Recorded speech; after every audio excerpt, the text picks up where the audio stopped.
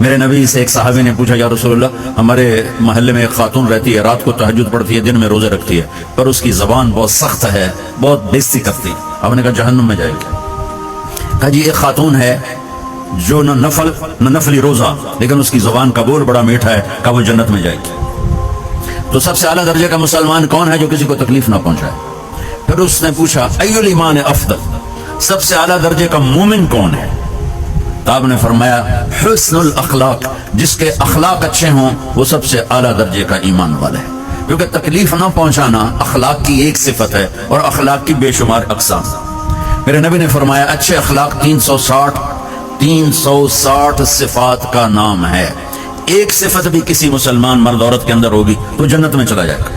سامنے ابو بکر بیٹھے تھے، کہنے کہ یا رسول اللہ کو میرے اندر بھی ہے؟ تو آپ نے فرمایا تیرے اندر ساری ہے، ساری تیرے اندر ساری۔ تو ابتدا بھی بتا دی، انتہا بھی بتا دی، اور